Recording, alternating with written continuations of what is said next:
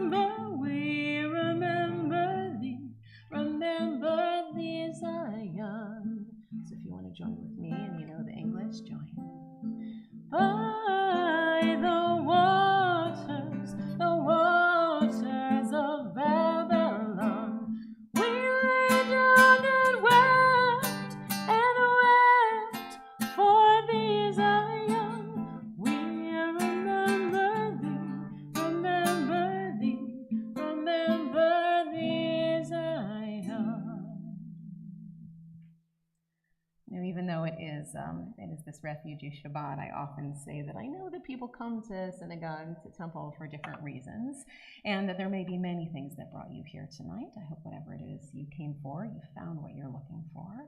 But one of the things that we are honoring this Shabbat is something kind of awesome, because tomorrow Alexander Roman is becoming a bar mitzvah, which is so exciting, because Alexander, I've known you since before you were born, basically. So it is my pleasure. We're going to start our service with candle lighting and Kiddush in honor of his family. So we're going to invite up Alexander and Ben and Sydney and Amanda and Richard and the whole Lewis family to help us. Come on up. The whole gang. You guys know you're like, all those rows. Come on up. And we have a very special challah that was baked by your family in honor of this. There was one that was already eaten, so we know that it was delicious. And our candle lighting that we're starting with tonight can be found in the beginning of the service on page 2.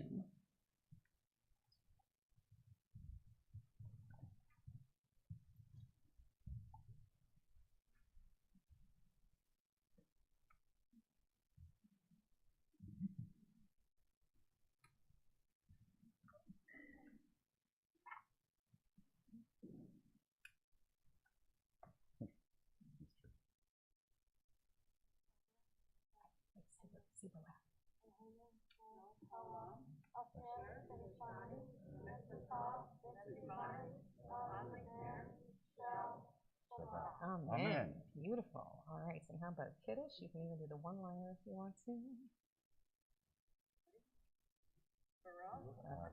Adonai, Eloheinu, melech haolam, borei pri hagafen. Amen. L'chaim. Bottoms up.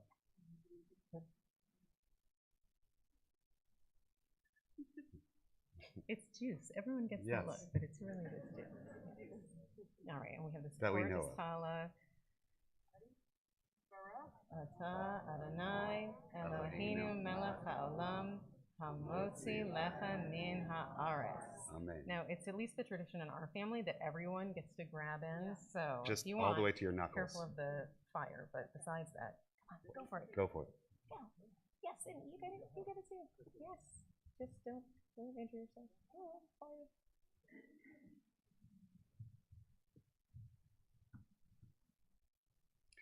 On all other nights, we use knives to cut our bread. But on Shabbat, we do not. We can, but we choose not. All right. Cool. Thanks, guys. You got it. Thank you.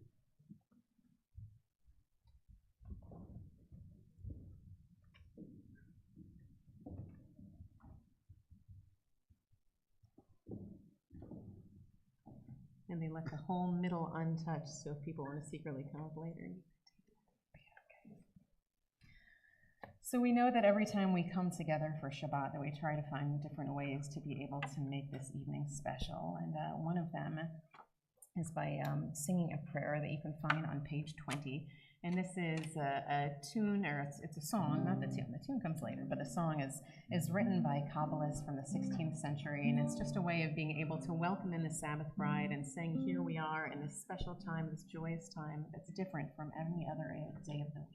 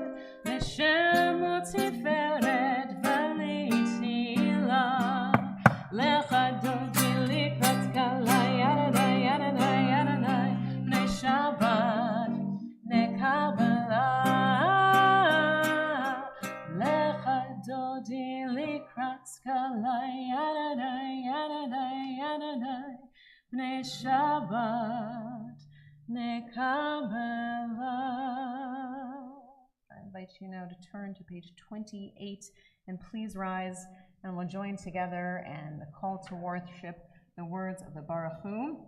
And I know that we have visitors tonight, and so sometimes we have the chance to talk with you before the service. Tonight, since we didn't, we would encourage you, you don't have to sing along, but we encourage you to stand when others stand, sit when others sit, and if you wish to try and sing along, you can always sing lie, lie, lie, and that is almost always the right words.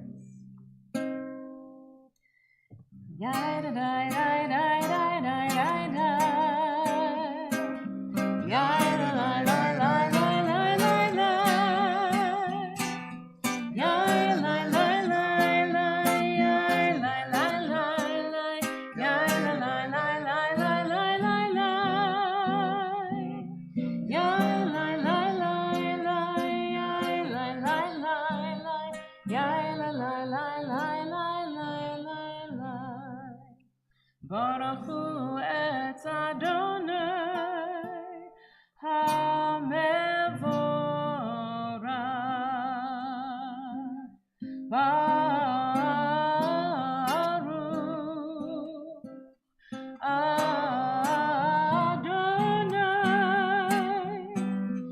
HaMevorach HaMevorach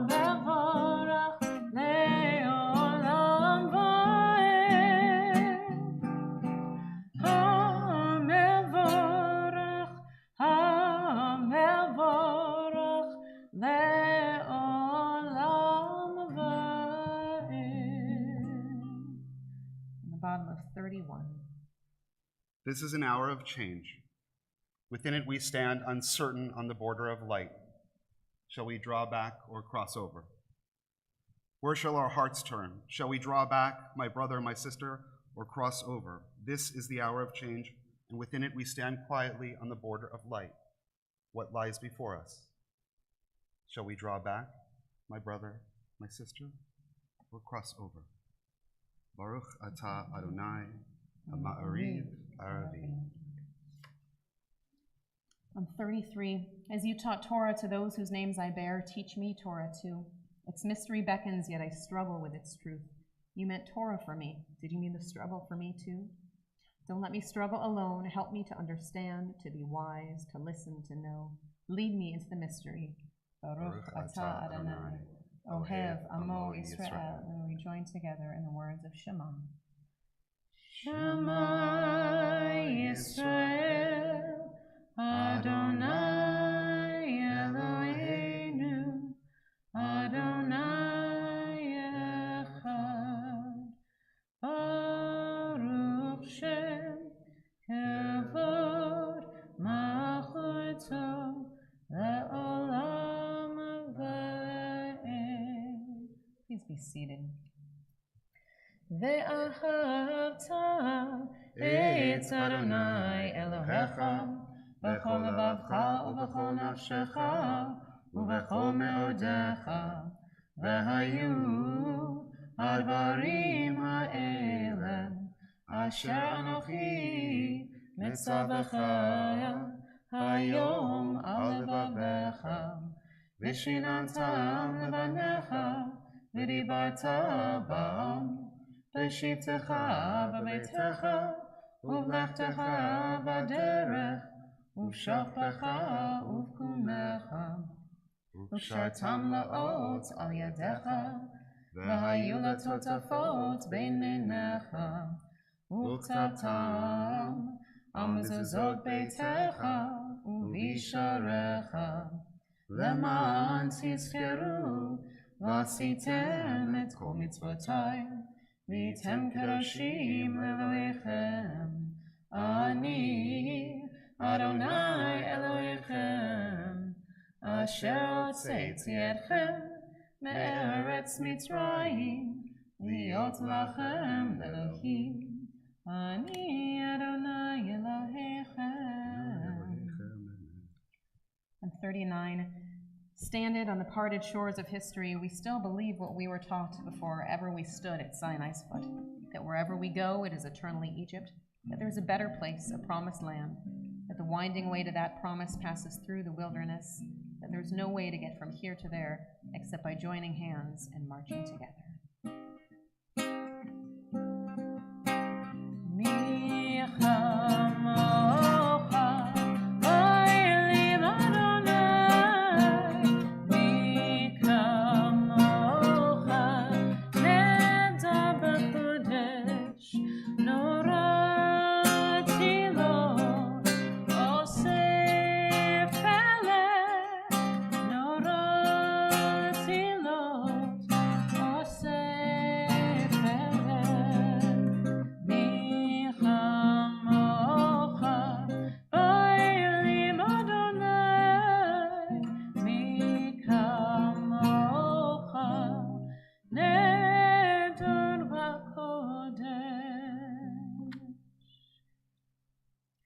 Chamocha is the prayer that honors our freedom, the freedom that we had as the Jewish people, the freedom that we have in this country, but we always follow it in the evenings with a prayer that reminds us that even with freedom, we don't always feel safe. The words of Hashkivenu on page 42 ask God to spread a shelter of peace over us always. Hashkivenu Adonai Eloheinu l'shalom.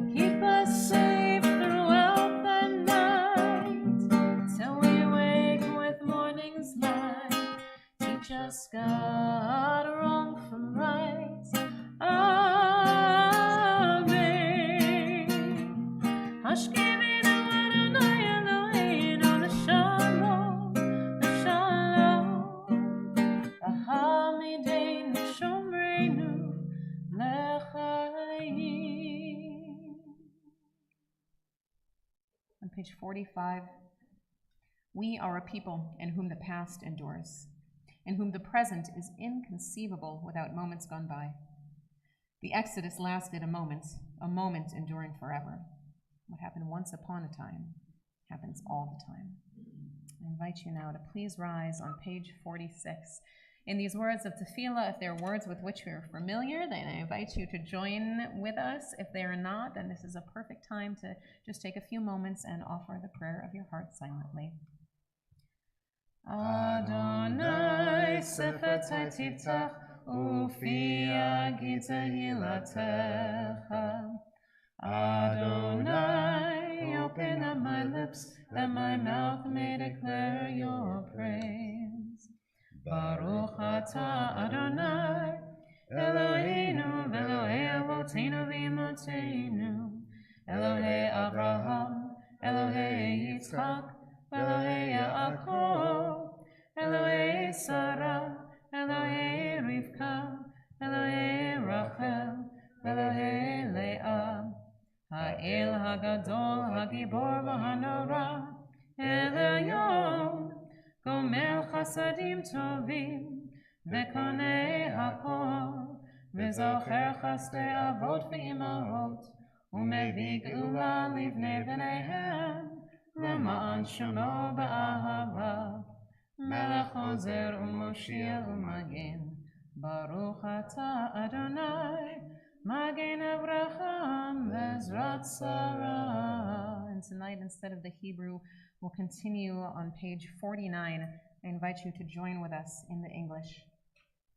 Some perished by fire, some by water. Some crossed the sea or watered the desert. Some starved all week to make a Shabbat feast. Some were left childless until old age. Some lifted their chins beneath a father's knife. Those who came before us gave everything so that we, generations later, could glorify you. And despite the dangers, with your protection, some did survive and even flourished. Some reaped in joy, were spared the knife, were granted children. We are their inheritors, O God, and we know how rare is our good fortune to be born to such hard-won treasures. A great responsibility is ours, and yours as well. For if you do not sustain us, as you did Abraham and Sarah, Rebekah and Isaac, Jacob, Rachel, and Leah, then who will sing your praises? Who will lift their chins, as we do now, to sanctify your name? Baruch atah Adonai, Poked Sarah, U'Magen Avraham. Please be seated.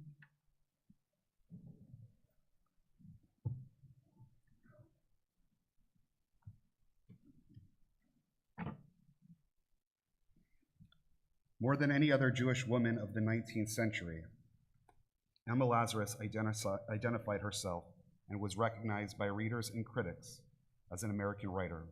She was also an increasingly outspoken Jew, and she was a woman. Lazarus's writing benefited from the complexities of her identity.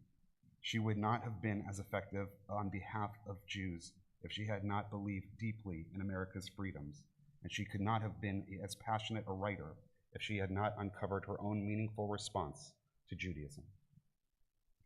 Not like the brazen giant of Greek fame, with conquering limbs astride from land to land, here at our sea-washed sunset gates shall stand a mighty woman with a torch, whose flame is the imprisoned lightning, and her name, Mother of Exiles.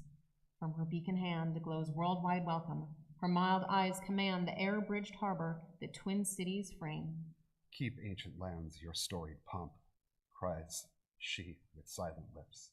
Give me your tired, your poor, your huddled masses yearning to breathe free, the wretched refuse of your teeming shore. Send these, the homeless, tempest-tossed to me. I lift my lamp beside the golden door. We take these moments as we give thanks for the freedom, as we give thanks for the relative safety of the country in which we live. We give thanks for the peace in our land and pray for peace across the world. And we join together in that prayer for peace on page 60 with Shalom Rav.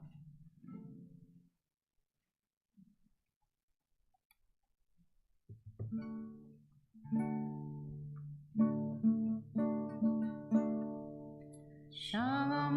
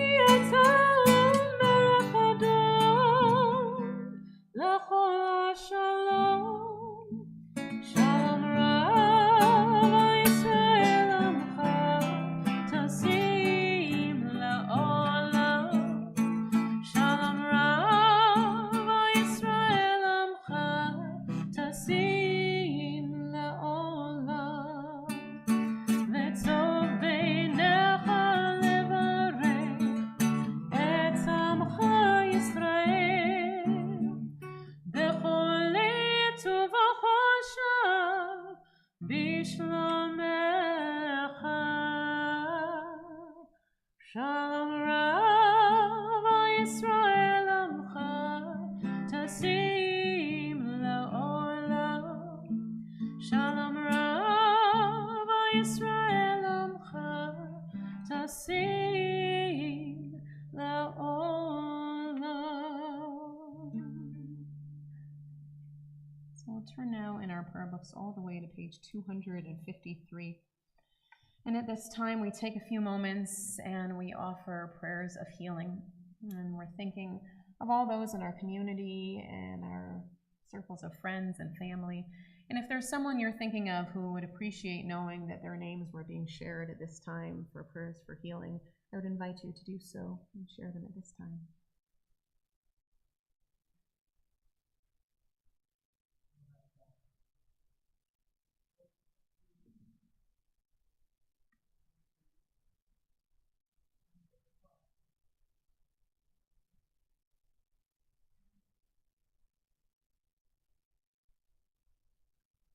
We're thinking too tonight. I lost my list, but I know by heart. We're thinking of Lisi Weinstein, and we're thinking of Arlene Alper. We're thinking of Alice, and we're thinking of Jerry Krause. We're thinking of all those names that we know sometimes it hurts too much to say. We're praying for them. We're praying for healing to come to all who need it. On page 253, we sing Shabbat.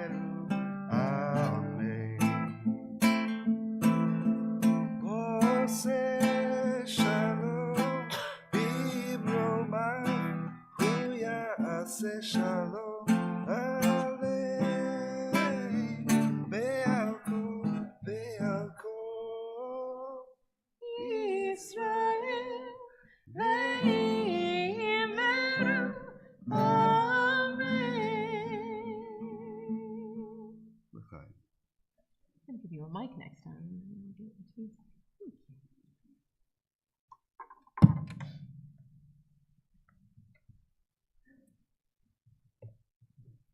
So last week, I was getting ready for our trivia night. Mazel tov to our winners, and a member of our congregation called me, and he said, it's nothing you have to worry about right now. I just wanted to make sure that you knew that if and when we start having Ukrainian refugees come to St. Louis, that my family and I are ready to take a family in. And he said this to me, and my heart, it just broke. Now, on the one hand, it was this amazingly beautiful offer, and I was so incredibly touched that they would think that.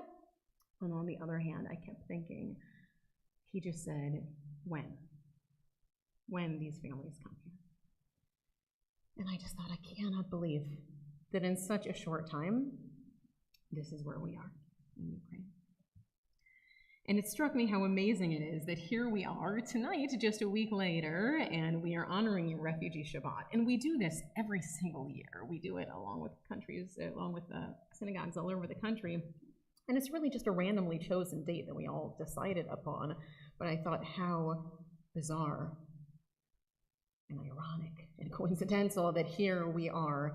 And this week, when we are talking about what it means to be refugees, we are thinking to ourselves what it will mean to have refugees among us and how we will care for them. And so I wanted to start tonight by just acknowledging what I think is really probably not a political statement, and that I think most Americans can agree with, that what is happening in Ukraine is horrible. It is horrible, and this is a terrible tragedy. And there is no other way to look at it, period. It is a terrible tragedy, period. But you knew there would be a but, right? Or else it wouldn't be a sermon, right? There has to be a but.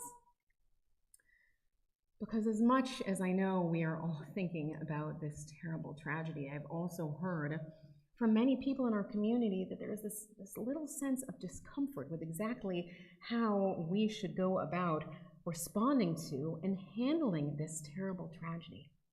And I'm hearing a lot of things, and they're being said quietly, or they're being said just, to one person or another, and so I thought maybe it would be important to say them out loud. So here's what I've heard. Number one, from the Jewish community, I have heard, why should we care about Ukraine? Because despite the fact that their leader is Jewish, despite the fact that they do have a Jewish community, we also know that the history of Jews in Ukraine is horrible. It is a horrible, horrible history. And so there are Jews who are saying, why on earth should we care? I'm also hearing Americans saying, who are we to judge what happens between one nation and another? When one nation invades another sovereign nation, as Americans, can we really say that that is something that we should be able to weigh in on? And third, I'm hearing people say, is the main reason that we care so much about what's going on because the people in Ukraine look a lot like us? So I want to respond to all three of these. The last piece, the idea that these folks look like us. They do. You see the footage of what's happening in Ukraine, and not only do these people look a lot like us, and frankly, especially as Jews, a lot of us of our Eastern European descent, they look just like us, and you look at these cities, and you look at Kyiv, and you think to yourself, that could be New York, that could be St. Louis. It looks like it could be us. And I was thinking this week of why it is that matters. I was remembering many years ago, we had a young man become bar mitzvah, and his parents, one was Jewish and one was Indian.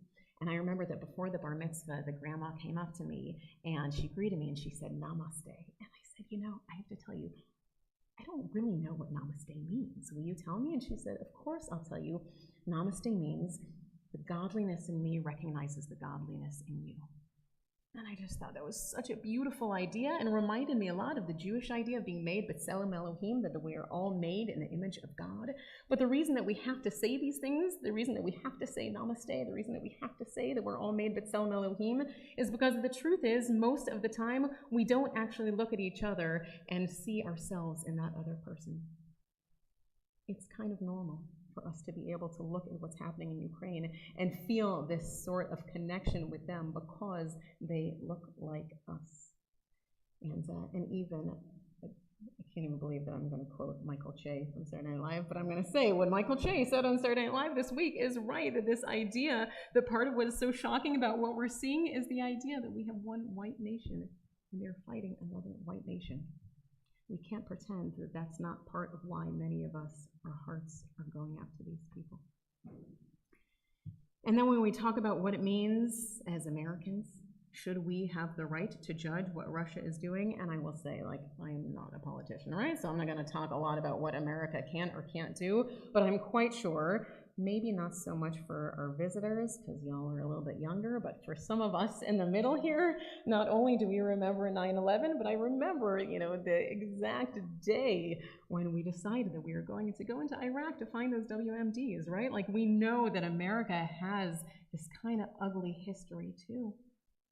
Who are we to judge? And last but not least, the Jewish history of Ukraine. This is the kind of history, honestly, that not that many of us are taught. I did not hear about the Khmelnytsky, or sometimes it's called Khmelnytsky massacre, until I was in rabbinical school. But this is a pogrom that happened in the 1600s that is known as the worst massacre of the Jewish people before the Holocaust. And it happens in Ukraine. We know that when we think about the Holocaust and the terrible things that happened, we talk about Auschwitz, and we talk about Theresienstadt, but we don't always talk about Babi Yar. But that was in 1941. And it was the greatest number of isolated killings in one place during the Holocaust. And I will tell you that when Rabbi Michael and I, we were reading some of the things about both of those two incidents this week, and I realized there is not a single story that I could share with you from the Bima that would not somehow feel like I was sullying this sacred place, because those two incidents that happened in Ukraine to Jews are so, so horrible. They could not be shared in public. Ukraine's soil is soaked with Jewish blood. Why should we care? And so I've thought about these things all week long. What can I say to respond to the questions that I have seen and the posts that I'm seeing? And I realized that maybe the only answer itself can actually come from Ukraine. You may have heard before of Rabbi Nachman of Bratslav. Rabbi Nachman, who is a great-grandson of the Baal Shem Tov, and who, of course, was from Ukraine. He's buried in Ukraine. There's a great pilgrimage that happens every year to his burial site. And Rabbi Nachman is someone who I've talked about actually a lot from this Bima and the big Bima in there too, because he has some of the most beautiful and inspirational quotes in Judaism. My very favorite is the one that says, Kol ha'olam kulo gesher tzar ma'od, the whole world is a very narrow bridge, and the most important thing is not to freak yourself out. Rabbi Nachman talked about this idea that when we have a relationship with God, that it should be one that we are so close to God that we feel like we're just chatting with God as a friend. But there's two sayings of Rabbi Nachman that I thought fit perfectly for tonight. The first is that Rabbi Nachman said, if you won't be better tomorrow than you were today, then what do you need tomorrow for? And I think about that phrase, and I think about all of the issues that folks have raised with Ukraine, about whether or not the Jewish history there is too evil for us to care about them, about whether or not America's history is too difficult for us to be able to have a say, about whether or not even our own sense of what it feels like to care about people who look like us, if whether that means we shouldn't care. And Rabbi Nachman is saying, however you were tomorrow, you have a chance to be better today. Forget about what happened in the past. We don't need to focus on what happened in Ukraine years ago. We don't even need to focus on what happened in America years ago. We don't even have to focus on how we cared yesterday. What matters is how we feel today about what's happening there. Because Rabbi Nachman's other beautiful quote is, he said, no matter what, you should always be helping those who are persecuted, period. And so it doesn't matter what your reasoning is. And it doesn't matter what sort of emotional questions you have that are raised. You can focus on those another day. Now is the time where we need to care about what's happening and do what we can to make things better. And so, my friends, maybe we may have these feelings about we're not sure how to respond. We may have regrets. We may have worries. We may think it's not upon us, but it is upon us. As Jews, it is our obligation always to care about those who are persecuted, and it doesn't matter who they are. So my final thought for you is really just an answer about what's next, because I'm hearing that from many of you. we don't know when it is that we may find that there are people in our midst who need for us to provide shelter and housing for them. But I would remind you that our job is not just to pray with our voices, but to pray with our feet, to pray even with our pocketbooks, because there is such a thing. And if you look on our website or in our emails, we will share with you the direct links of how to be able to make sure that we are helping those in need. So may we find a time that when we return to this place and share the words of Rabbi Nachman, that they are just his words of joy, his words that remind us that we can and should be close to people to God at all times. May we remember that our job, more than anything else, is to always help those who are being persecuted. May peace come now and in our own day. Shabbat shalom. So I'm going to invite you now, if you want to please rise, and we are going to turn to page 282.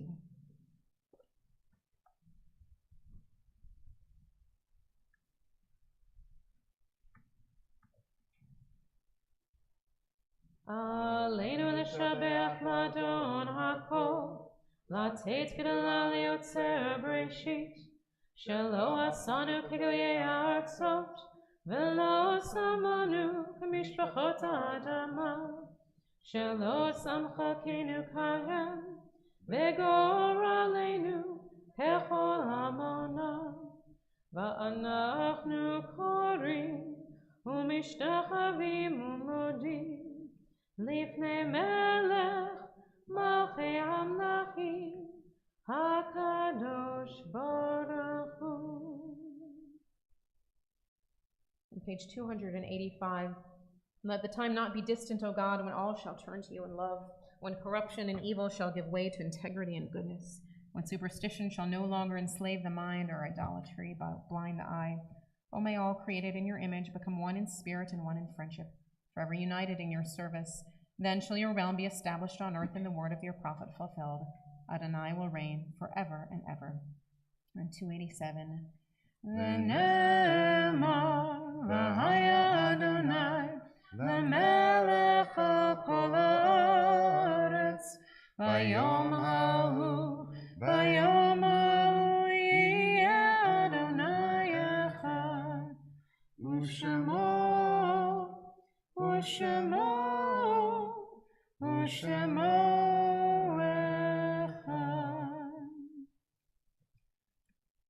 On page 293. Remember our people who suffered and died so that we could be free and secure. May their memory be more than a distant shadow. For their dreams left unfulfilled and lives taken too soon, we remember. Remember our brothers and sisters whose sacrifice kept the dream of democracy and justice alive. May their courage be our inspiration and strength. For life cut short and vision unrealized, we remember. Remember the fallen of our armed services, the victims of terror and tragedy. May the darkness of their loss not obscure the light of peace.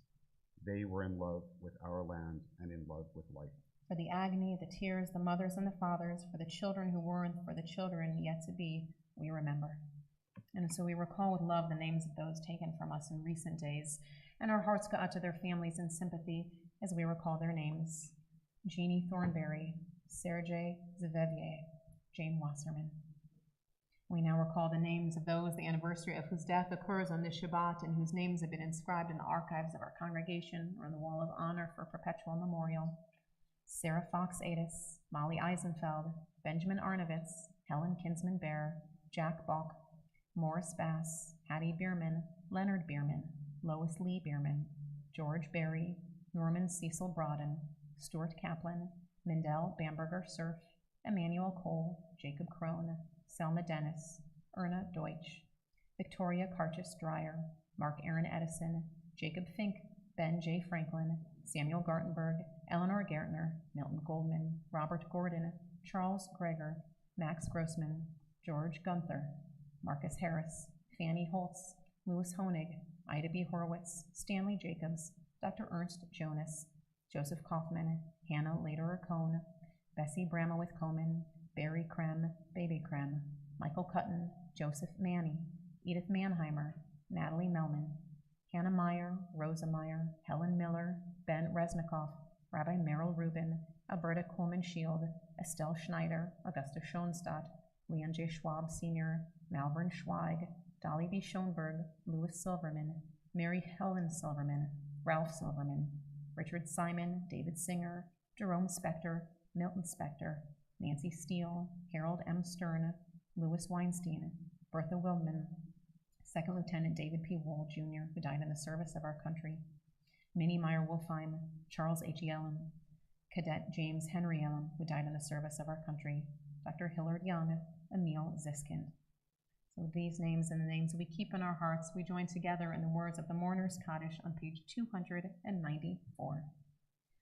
Yitkadal v'yitkadash Shemei Rabbah, ba'alma divarach mirte v'yamlich malchote, v'chayachon uvyomechon, uvchaye d'chol Beit Yisrael, ba'agala uvizman kariv emru amen. Yehei Shmei Rabbah mevarach la'alam u'mei almaya, Yitbarach v'yishtabach v'yitpa'ar v'yitramam v'yitnaseh, v'yitadar v'yitaleh v'yitalal Shemei d'kudusha b'richu, La'ela min kol birchata v'shirata, tushbachata v'nechamata, ta'amiran ba'alma v'emru amen. Yehei shlama rabba min shemaya, v'chayim aleinu v'al kol Yisrael, v'emru amen. Oseh shalom v'mromav, hu ya'aseh shalom, aleinu v'al kol Yisrael, v'emru amen. May the source of peace send peace to all who mourn and comfort all who are bereaved. And together we say, amen. Oseh shalom bimromav, hu ya'aseh shalom, aleinu v'al kol Yisrael, ve'imeru amen.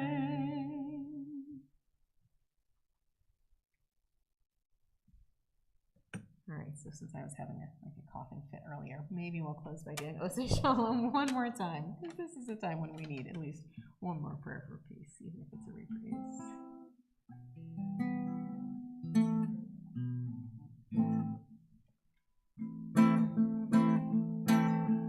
Oseh Shalom b'mromav, hu ya'aseh shalom aleinu.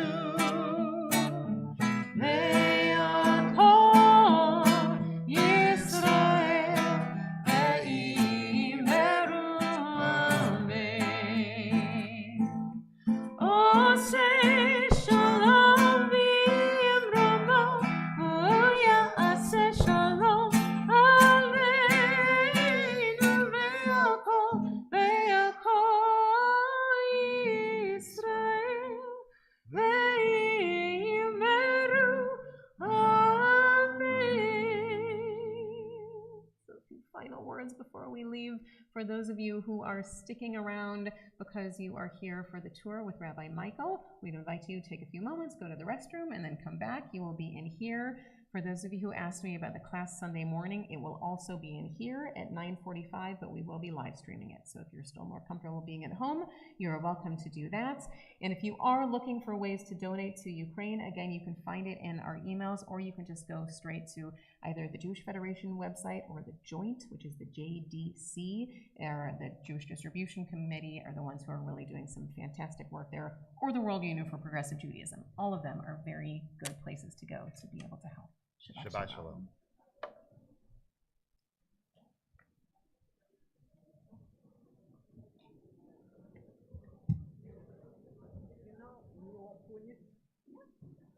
From my town, I know her, but her grandfather, I was working as a fashion designer on knit factory like St. John factory. Yeah. Her grandfather was the head of engineering department. And she is raising money. If you go on my page on Facebook, she and her husband, they're raising money, and they're giving $3 million. Wow. They will match. They want the people donate and they will match 3. You know, what's so incredible is part of why I said that, why I said the name of it, is because there are either...